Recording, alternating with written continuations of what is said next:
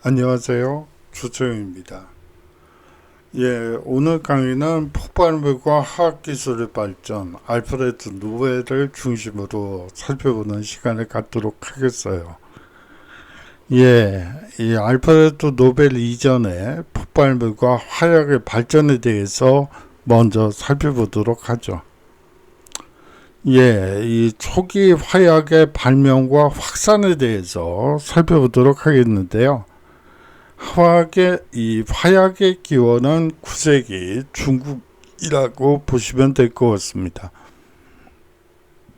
화약은 세계 최초의 화학적 폭발물로 9세기 중국에서 이 도교 연구사들이 불사의 묘약을 연구하는 과정에서 우연히 발견되었다고 보시면 됩니다.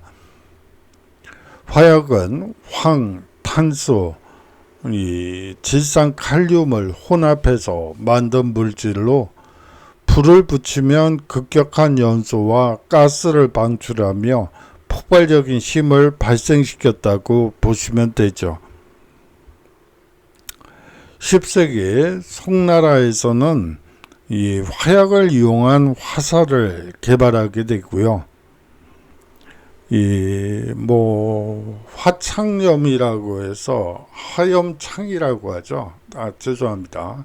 화염창이라고 해서 이 불이 붙은 상태에서 로켓처럼 발사하는 이 창도 개발이 됩니다.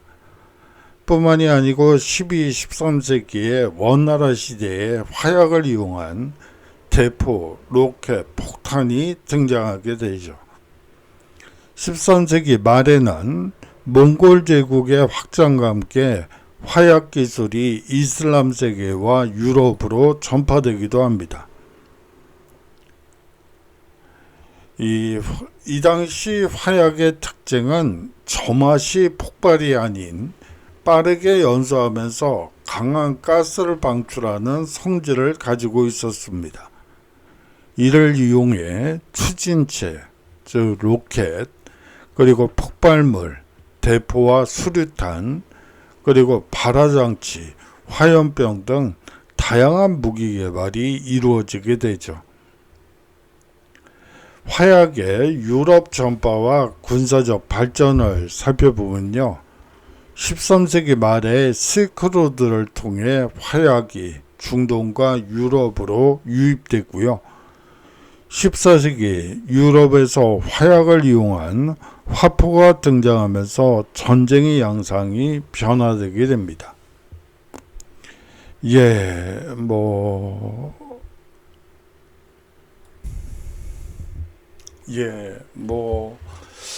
유럽에서 대포가 사용되는 시기는 100년 전쟁 기간에 이 잔다르크가 이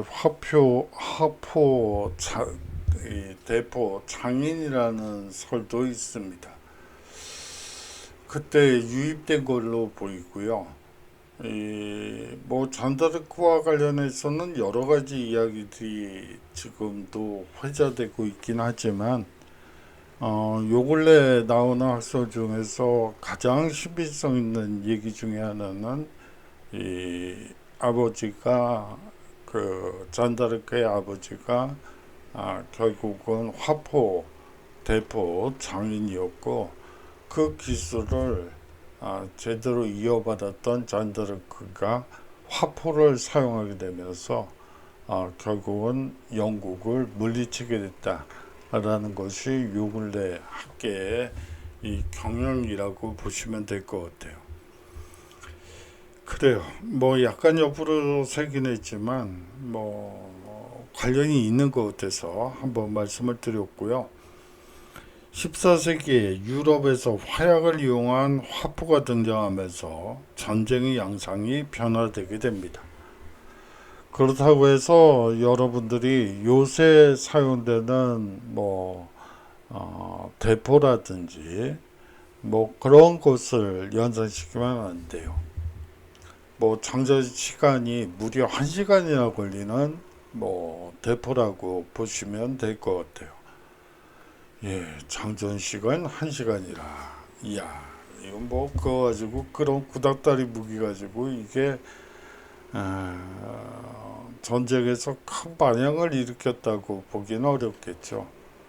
그렇다고 그래서 뭐 대포가 뭐 성문을 때렸는데 성문이 부서졌다, 그런 기록도 없습니다. 그 정도로 이 폭발물의 힘은 아주 약하게 짝이 없었고요. 사실상 그 소리가 요란하다는 게 특징이라고 볼 수가 있겠죠. 예, 뭐 그 정도로 말씀을 드리겠고, 유럽에서 화약을 이용한 화포가 등장하면서 전쟁의 양상이 변화되게 되죠. 15세기 화약 무기의 대량 생산이 가능해지면서 기병 중심 시대에서 보병과 포병 중심의 전쟁으로 변화되게 됩니다. 대포와 관련된 전쟁에서 이 대표의 이 중요성이 부각된 전쟁이 오스만 제국의 콘스탄티노플 함락이라고 보시면 될 것 같아요. 오스만 군대는 화약 대포 바실리카를 사용해서 비잔틴 제국의 성벽을 파괴하고요. 이는 화약 무기의 위력을 보여준 대표적인 사례라고 볼 수가 있습니다. 뭐 그렇지만 앞서 얘기한 것처럼 당시에 이 바실리카의 위력은 그다지 강하진 않았어요. 장전 시간이 무려 1시간 이상이고요. 그러니까 1시간이 지난 후에나 대포 한 방 쏠 수 있는 정도라고 여러분들이 보시면 되고, 또 그것을 통해서 이 대포를 통해서 성벽을 무너뜨렸다는 보고는 없습니다. 오히려 이 소음 공위가 더 막강하다고 보는 게 맞겠죠. 17세기 유럽 대포의 발전을 보도록 하죠. 스페인과 프랑스에서 화약을 이용한 대포와 소총이 군사전술의 핵심으로 자리 잡게 되고요. 이 화약의 산업적 발전이 이 시기에 급격히 발전하게 됩니다.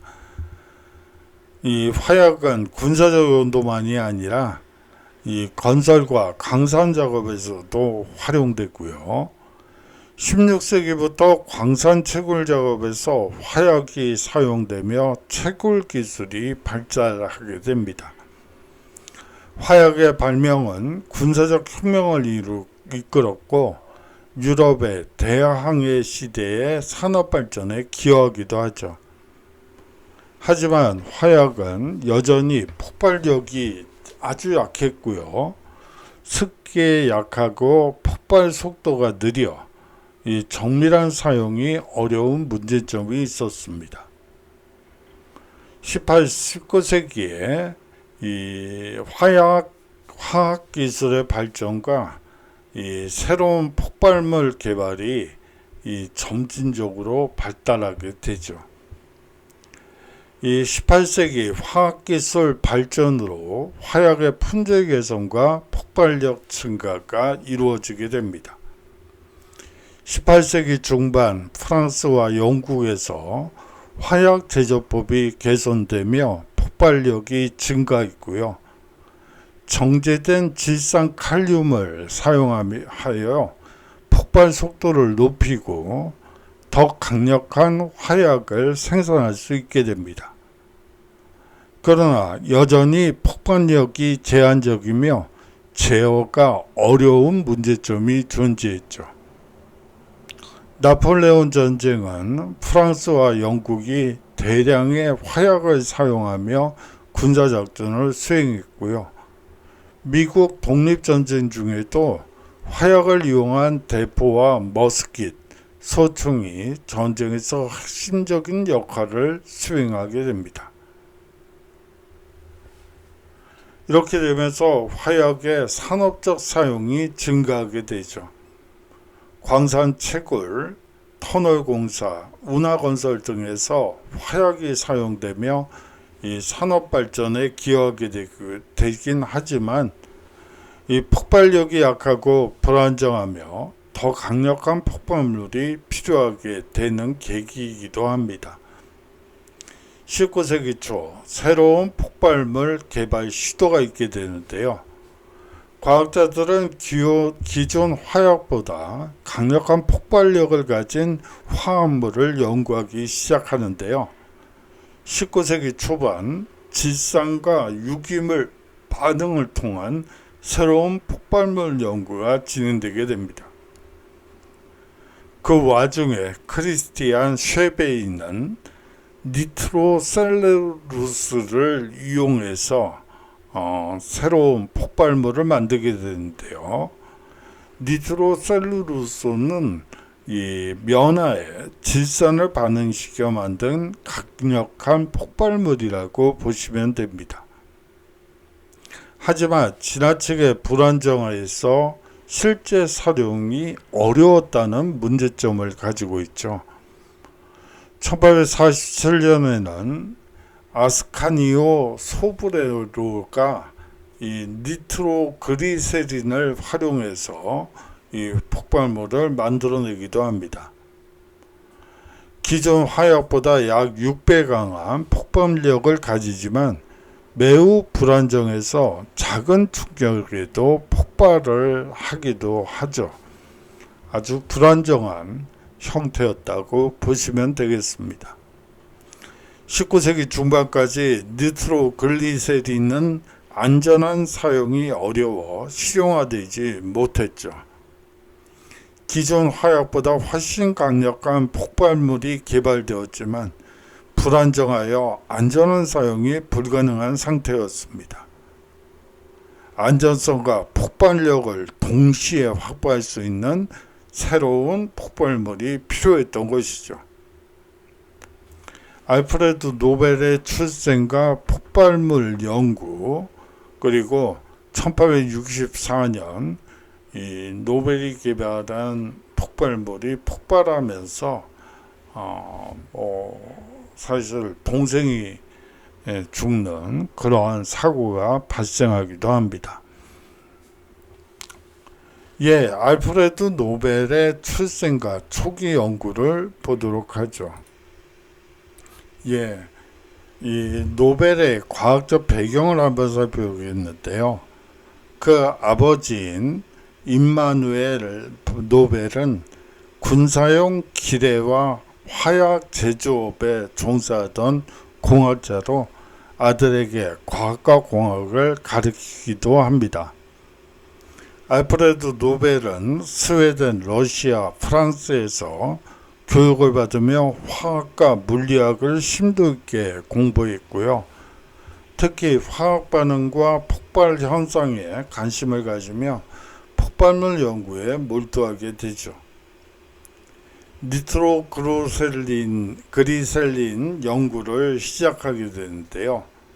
19세기 중반 이탈리아 화학자인 이스카니오 소브렐로가 니트로그리셀린을 개발했지만 이 물질은 매우 불안정하여 실용화되지 못합니다. 니트로글리세린이 기존 화약보다 훨씬 강력한 폭발력을 가지고 있었기 때문에 이를 제어할 수 있는 기술을 개발하려 이 노벨은 노력했고요. 하지만 니트로글리세린은 작은 충격에도 폭발할 정도로 위험성이 컸고 또 이를 다루는 과정에서 심각한 사고가 발생하기도 합니다. 노벨은 니트로글리세린의 이 강력한 폭발력을 활용하면서도 안전하게 사용할 방법을 찾고자 연구하게 되죠. 그러한 연구 과정에서 1864년 폭발 사고가 있었고 동생인 에밀 노벨이 사망에 이르는 끔찍한 실험 사고도 경험하게 됩니다. 1864년 알프레드 노벨은 스웨덴 스톡홀름 외곽에 실험실을 두고 니트로글리세린의 이 안전성을 개선하는 연구를 진행하고 있었습니다. 그러나 이 실험 중 예기치 못한 폭발이 발생해서 그의 동생인 에밀 노벨과 여러 연구원이 사망하는 대형 참사가 발생하게 되죠. 니트로글리세린은 충격, 열, 마찰에 매우 민감하여 작은 진동에도 폭발할 수 있는 물질이었기 때문에 이러한 참사는 예견된 것이었다고 보셔도 될 것 같습니다. 실험 과정에서 니트로글리세린이 예기치 않게 점화되면서 대형 폭발이 일어난 것이죠. 동생 에밀과 실험 동료들이 사망하면서 노벨은 큰 충격을 받게 됩니다. 이 사건 이후 스웨덴 정부는 니트로글리세린 제조 및 사용을 금지하였고 이 연구가 중단될 위기에 처하게 됩니다.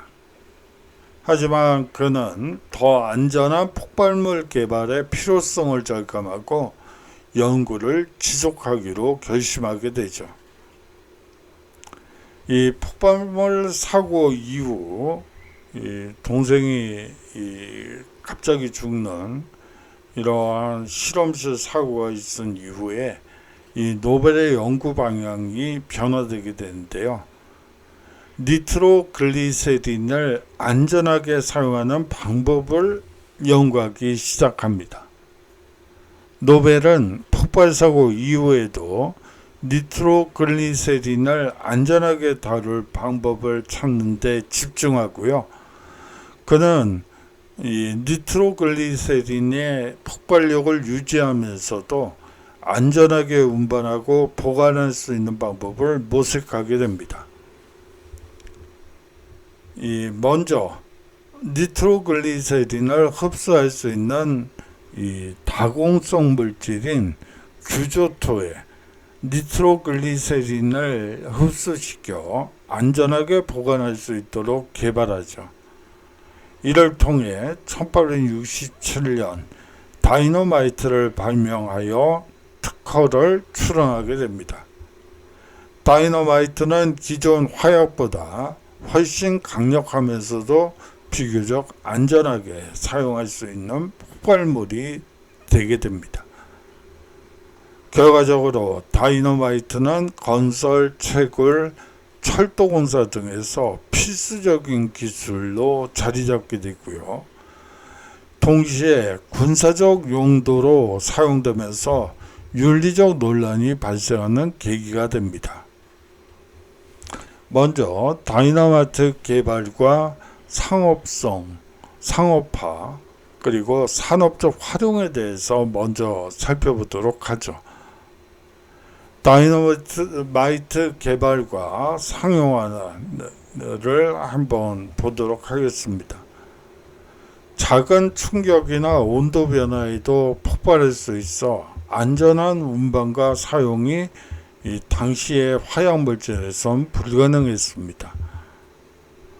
결과적으로는 니트로글리세린을 더 안전하게 사용할 방법을 연구해서 실용적인 폭발물로 개발하는 것이 1차적 연구 목적이 되겠죠. 안전한 폭발물을 만들기 위한 연구를 진행하게 되고요. 노벨은 니트로글리세린을 보다 안전하게 사용할 수 있도록 안전제, 즉 흡수체를 찾는 실험을 실행하게 됩니다.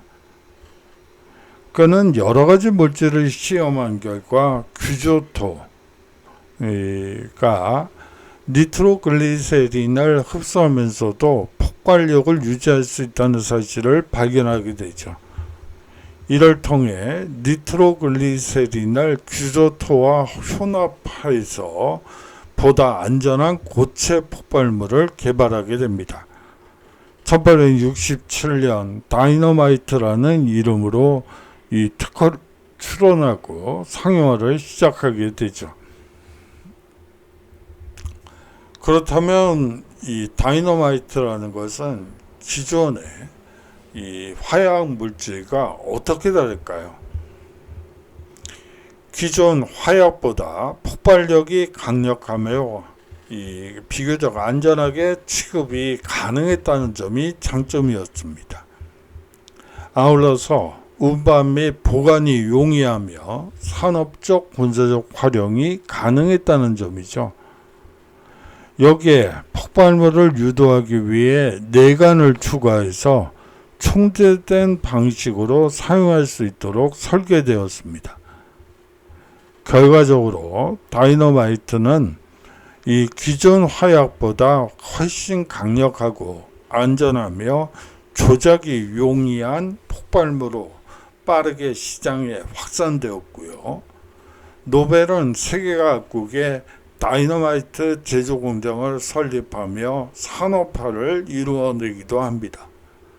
하지만 동시에 전쟁 무기로도 사용되면서 윤리적 논란이 발생하는 계기가 되죠. 다음으로 다이너마이트의 산업적 활용을 살펴보도록 하죠. 건설과 토목공학 분야에서의 활용을 먼저 살펴보도록 하겠습니다. 터널, 철도, 도로 건설 등의 필수적인 기술로 이 다이너마이트가 활용되게 되고요. 기존 화약보다 강한 폭발력을 이용해서 빠른 굴착과 파괴 작업이 가능했다는 이 장점도 있습니다. 예를 들어 이 미국 대륙횡단 철도는 이 미국 서부 개척 시대 로키 산맥을 넘는 이 철도 터널 건설에 다이너마이트를 활용하기도 합니다. 아울러서 수에즈 운하 건설 과정에서도 다이너마이트를 이용한 대규모 굴착 작업으로 건설 기간을 단축하기도 하죠. 아울러서 파나마 운하의 경우 이 중앙아메리카에 있는 운하 건설에 다이너마이트를 활용하기도 합니다. 결과적으로 철도, 운하, 이 도로 공사에서 대규모 폭발 작업이 가능해지면서 산업 발전 속도가 획기적으로 증가하게 된 것이죠. 전 세계적으로 다이너마이트가 건설, 토목, 산업의 필수적인 기술로 자리잡게 됩니다. 광업과 그리고 채굴 산업에서의 활용도 눈에 띄는데요. 광산에서 석탄, 철광석, 금 등의 광물을 채굴하는 데 활용되기도 합니다. 대규모 채굴 작업을 가능하게 하여 이 산업혁명을 가속화했고요. 남아메리카 공화국 다이아몬드 및 금강 개발에도 적극적으로 활용되게 됩니다. 깊은 광산에서 이 대량의 광물을 효율적으로 채굴하는 데 다이너마이트를 활용하게 됩니다. 미국과 캐나다의 석탄 및 철강석 채굴에도 다이너마이트는 계속 활용되죠. 산업혁명기의 철강 생산을 위한 원료 확보를 위해 다이너마이트를 이용한 대규모 채굴 작업이 진행되기도 합니다. 결과적으로 채굴 속도가 증가하면서 철강, 석탄 산업이 급격히 성장하게 되고요. 철도, 선박 등의 운송 인프라가 발전하면서 경제 성장이 가속화되기도 합니다. 항상 어떤 기술이 개발되면 빛과 그림자가 있게 마련이죠. 사실상 이 군사적 활용은 이 그림자에 해당된다고 볼 수도 있을 것 같아요.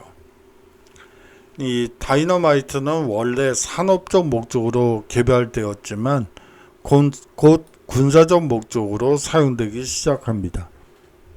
폭발력이 강력하고 운반이 쉬운 특성 때문에 전쟁에서 폭탄, 포탄 제조에 활용되기도 하죠. 아울러서 폭발력이 강력하고 운반이 쉬운 특성 때문에 전쟁에서 포탄 제조에 활용되기도 합니다. 이 다이너마이트의 유효성이 드러난 전쟁이 제1차 세계대전이라고 보시면 되고요. 군사적 용도로 사용된 다이너마이트가 폭탄 그리고 폭탄 제조에 사용되기도 합니다. 전쟁에서 대량 살상 무기로 사용되며 윤리적 논란을 발생시키고요. 이 노벨은 자신의 발명이 무기로 사용되는 것에 대한 도덕적 고민을 하기도 했죠. 1895년 유언을 통해 노벨상을 설립하여 이 평화와 과학 발전을 위한 기부를 결정하는 계기가 된 것도 이 제1차 세계대전에 너무 많은 살상 무기로 활용되었던 다이너마이트에 대한 윤리적 고민의 한 이 결과라고 볼 수가 있을 것 같아요. 다이너마이트가 산업과 사회에 미친 영향을 살펴보면요. 모든 것에는 모든 과학기술 혁신과 관련된 것들은 인간이 만든 제주도 마찬가지긴 하지만 이 빛과 그림자가 있게 마련입니다. 먼저 빛을 보도록 하죠. 건설, 광업, 철도, 운하공사에서 필수적인 기술로 다이너마이트가 활용되고 있고요. 채굴 및 굴착 기술이 발전하면서 산업혁명과 경제발전을 촉진시키기도 합니다. 현대 공학과 토목기술 발전의 기초를 형성했다고 볼 수가 있죠. 하지만 그림자도 있게 마련이죠. 즉 부정적 영향을 한번 보시면요. 전쟁에서 대량 살상 무기로 사용되며 윤리적 논란을 발생시키고요. 폭발물 오남용으로 인한 사고 및 환경 파괴 문제가 제기되기도 합니다. 이에 따라 노벨의 윤리적 고민과 해결책이 나오게 되는데요. 노벨은 다이너마이트가 전쟁 무기로 사용된 것을 우려하여 노벨상을 창설하고 노벨상의 이 물리학, 화학, 생리학, 의학, 문학, 평화 부문을 통해 인류 발전을 위한 연구를 장려하는 방향으로 유산을 남기게 됩니다.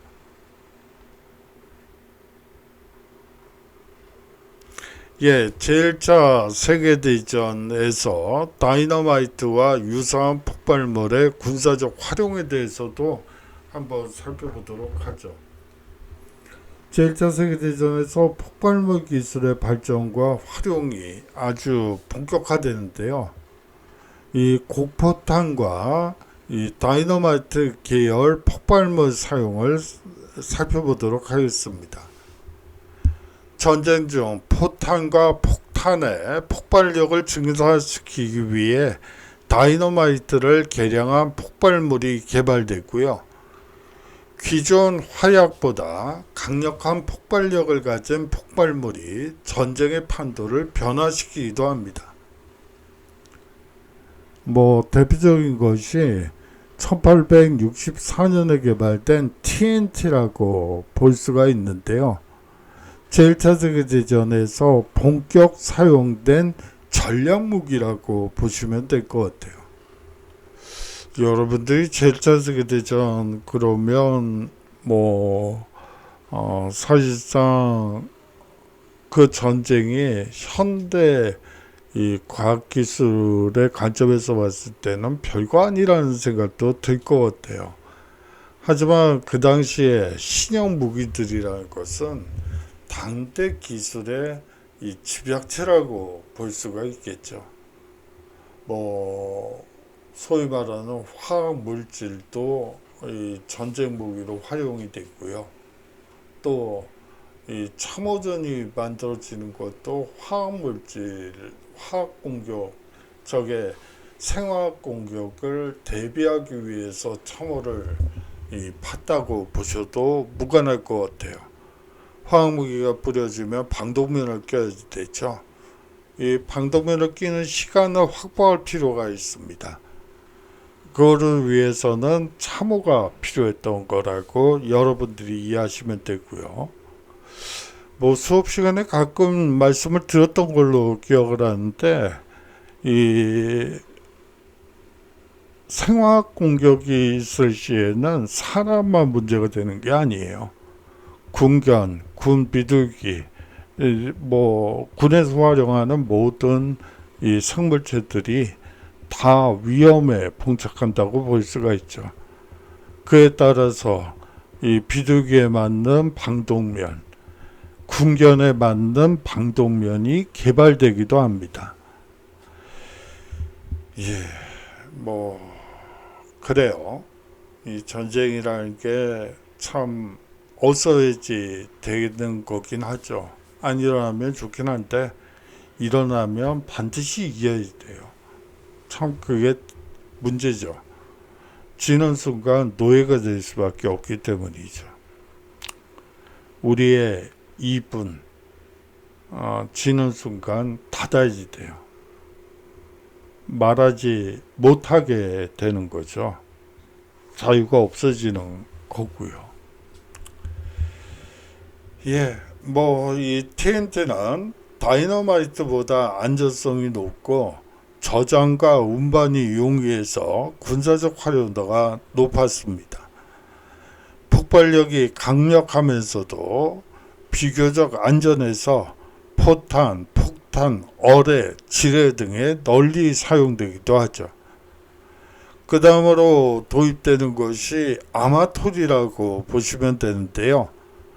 TNT와 질산 암모늄을 혼합해서 비용을 절감하면서도 높은 폭발력을 유지하게 됩니다. 전차와 요새를 파괴하는 고폭탄 제작에 사용되기도 하죠. 이 다이너마이트를 포함한 니트로글리세린을 기반의 이 폭발물도 전쟁에서 활용되게 됩니다. 전쟁 초기에는 기존의 다이너마이트도 사용되었으나 운반과 저장의 위험성으로 인해 TNT가 더 선호되고요. 결과적으로 TNT와 아마톨 같은 고폭탄이 제1차 세계대전에서 주력 폭발물로 자리 잡게 됩니다. 다이너마이트는 제한적으로 사용되었지만 이후 폭발물 기술 발전에 큰 영향을 미치게 되죠. 포격전과 참호전에서의 폭발물 활용을 보도록 하죠. 제1차 세계대전은 참호전이 주요 전술이었어요. 이게 사실은 제1차 세계대전이 일어나고 나서 강과 강 사이에 강둑이 있죠. 그것을 이제 교전 장소로 활용해서 처음에 전쟁이 벌어지게 돼요. 자, 강둑을 이용하다 보니까 강의 이 폭이 보통 1km 가까이 된다고 보시면 돼요. 그러면 이 총이 가지고 있는 유효 사격거리가 보통 300에서 400m밖에 안 되기 때문에 어차피 유효 사거리 바깥에 이 적을 향해서 이 총을 겨둔다고 볼 수가 있죠. 그걸 빠질 리가 없죠. 다시 말하면 이 강둑을 활용한 이 교전, 이 정말 안전한 방식이구나. 희생자도 별로 없네. 뭐 물론 적의 포병대에 의해서 일부 병력 손실이 있긴 하지만 뭐 이것도 아주 효과적인 방식이야. 이렇게 되면서 사실상 참호전이 깊이 둘레 90cm 정도 파는, 다시 말하면 일어서서 이 교전을 하게 되면 머리가 위험해지죠. 웅크린 채로 전쟁을 하게 되는 양상으로 바뀌게 됩니다. 이 포격전이 이 주요 전투 방식으로 사용되며 대규모 폭발물이 동원됐다고 보시면 됩니다. 폭발물의 주요 활용 방식을 보면 포병 지원이 반드시 있게 마련이죠. 전쟁 초반에는 기존 화약을 사용한 포탄이 주로 사용되었으나 후반으로 갈수록 TNT를 활용한 고포탄이 등장해서 강력한 포격이 가능해지게 됩니다. 장거리 포격이 가능해지면서 참호전을 압박하는 데 효과적이었죠. 다음으로 참호 파괴와 지뢰전이 또 하나의 화학무기 사용 방법이라고 볼 수가 있는데요. 양측 군대는 적의 참호를 무너뜨리기 위해 땅굴을 파고 폭약을 설치하는 지하 폭파 공격을 사용하게 됩니다.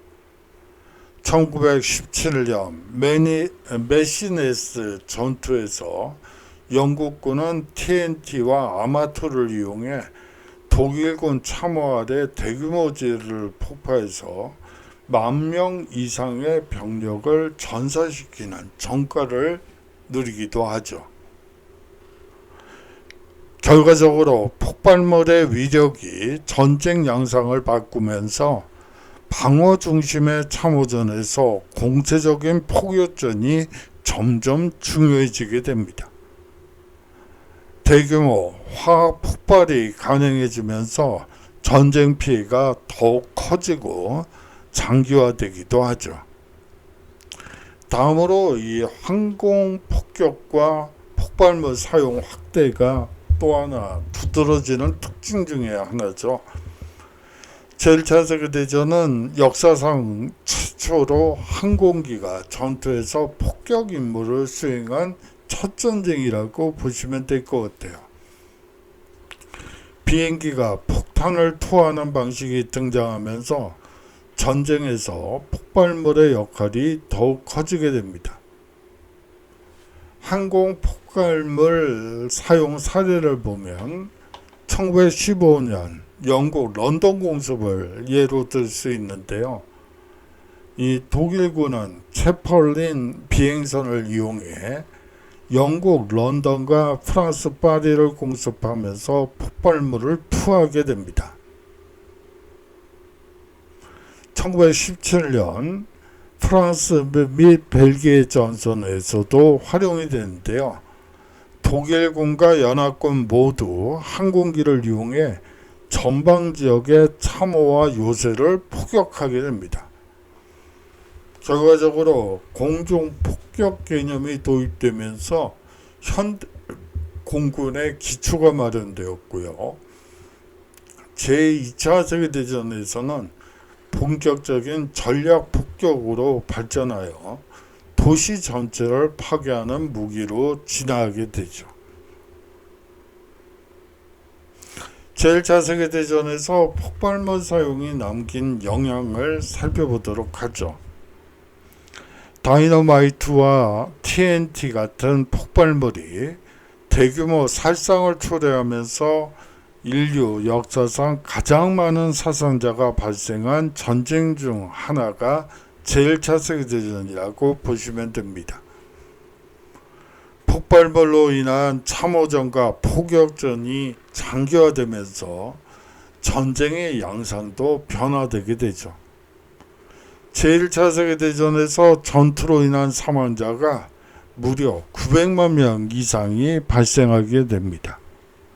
폭발물의 위력이 커지면서 전쟁에서 장기적인 화력전이 중요한 요소로 자리매김하게 되죠. 그 이전의 전쟁에서 교전을 통한 사상자 수는 그렇게 많지는 않았어요. 10%가 될까 말까.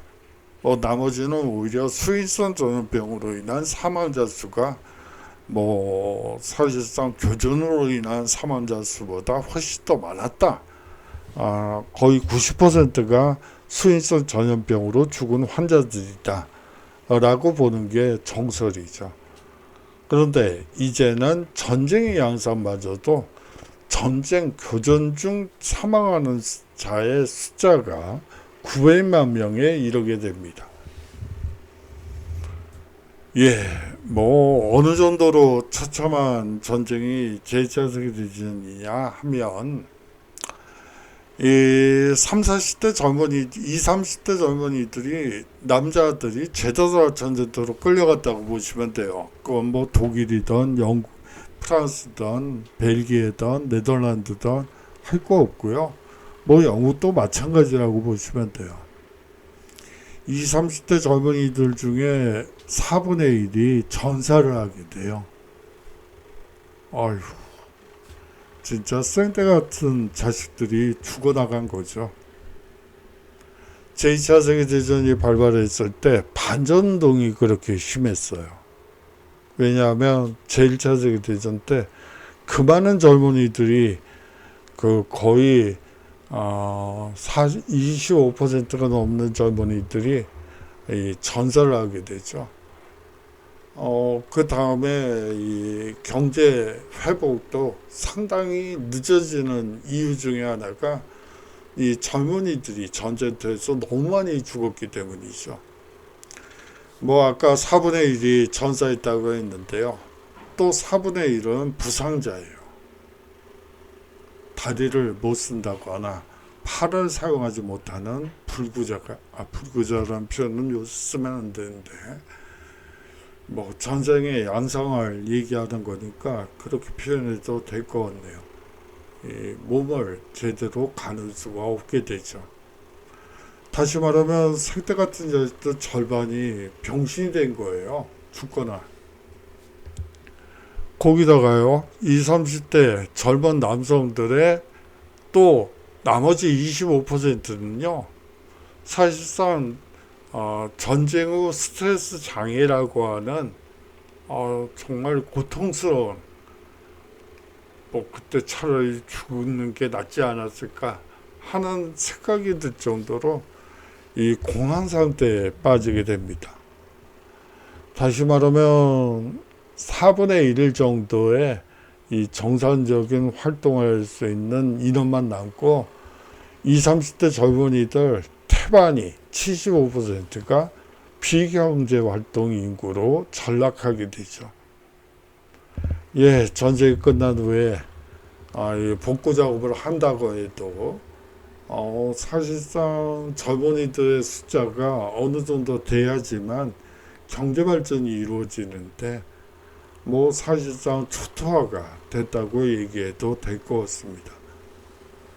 전쟁이 남긴 아주 최악의 상태가 제1차 세계대전이 아니었을까 하는 개인적인 생각도 들어요.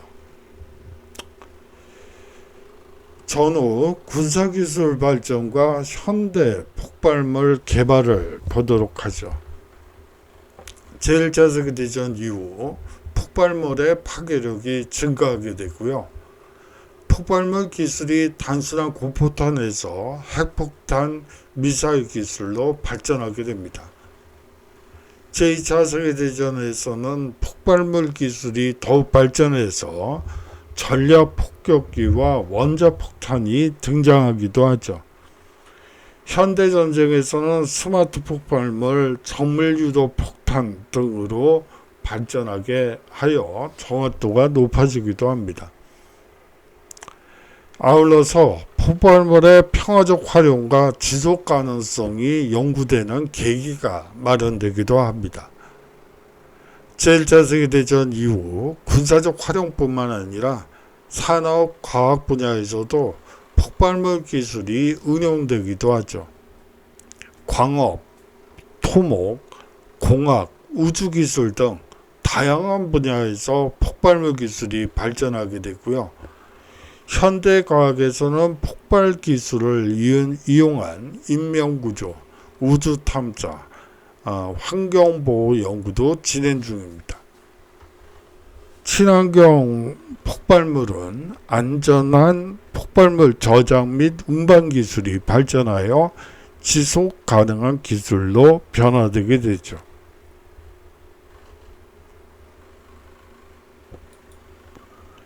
다이너마이트와 TNT 같은 고포탄이 전쟁에서 대규모로 사용되며 전쟁 피해가 극대화됩니다.